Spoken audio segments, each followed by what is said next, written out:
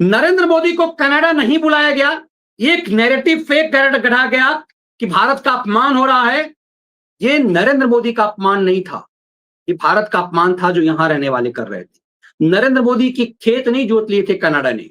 Canada जो खालिस्तानी आतंकवाद को प्रश्रय दे रहा था, भारत उस पर ठुकाई कर रहा था, उसके जोकर प्रधानमंत्री को, इसलिए कनाडा और भारत के संबंध बिगड़े। समय लगा, लेकिन कनाडा के प्रधानमंत्री ने जब निमंत्रण दिया तो कहा कि भारत दुनिया का सबसे शक्तिशाली आर्थिक तंत्र है, उसे इग्नोर नहीं किया जा सकता। ये गाल पर थप्पड़ था उन लोगों को जो लोग कह रहे थे कि नरेंद्र मोदी को बुलाया ही नहीं गया। आपने एक फ्रेम देखे किस तरह से कनाडियन प्राइम मिनिस्टर ने नरेंद्र मोदी का स्वागत किया, और उस कनाडा में जहां कहा जा रहा था मोदी को बुलाया ही नहीं गया, उस कनाडा में आपने देखा कि कैसे मोदी का ही सिर्फ जलवा रहा।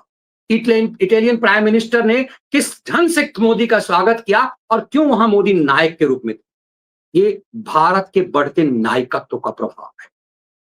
जो लोग ये फेक नैरेटिव गढ़ रहे थे कि डोनाल्ड ट्रंप ने 12 बार कहा कि हमने समझौता कराया, मोदी के डर से वो भागा, वो साफ समझ में आ गया। वो अमेरिका भागा, G7 में आया क्यों, लेकिन मोदी ने छोड़ा नहीं। 34 मिनट तक मोदी और ट्रंप की बात हुई। इसका खुलासा जब विदेश सचिव विक्रम मिस्री ने किया तो उन्होंने साफ साफ कहा कि मोदी से 34 मिनट की बातचीत में डोनाल्ड ट्रंप के साथ जो हुई उसमें साफ साफ कहा, संदेश दिया गया कि पहली बातचीत है भारत और पाकिस्तान के टकराव के बीच। और उन्होंने कहा कि प्रधानमंत्री ने साफ किया कि हमने अंदर घुस के मारा, सिर्फ आतंकवादी ठिकानों पर हमला किया, पाकिस्तान की सेनाओं पर नहीं। और हमने पहले कह दिया था पाकिस्तान यदि उतावलापन दिखाया तो घर में घुस के मारेंगे। ये अमेरिकी उपराष्ट्रपति जी.डी. वेंस ने नरेंद्र मोदी की संदेश को राष्ट्रपति को दे दिया था। मिस्री ने यह भी संदेश दिया कि उन्होंने निमंत्रण दिया कि यदि कनाडा आए हैं, नजदीक में है, अमेरिका आ जाइए।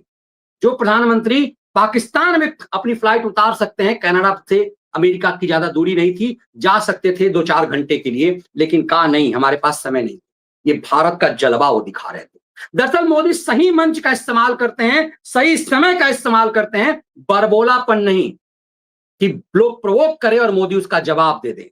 मोदी ने इस संदेश से अमेरिका को भी औकात दिखाई और भारत के खिलाफ षड्यंत्र कर रहे कांग्रेस पार्टी और उसके उस युवराज को भी, जो नेता प्रतिपक्ष बना हुआ है। शर्म आती है कि ये लोग भारत को अपमानित करने के लिए इस स्तर तक जाते, लेकिन मोदी सही समय का इस्तेमाल करते हैं, धैर्य रखते हैं और फिर जमकर ठुकाई करते हैं। मोदी ने कनाडा से ही कांग्रेस की ठुकाई कर दी, कांग्रेस के भारत के खिलाफ षड्यंत्र की ठुकाई कर दी, और अमेरिका को और डोनाल्ड ट्रंप को तो मानो नग्न ही कर दिया।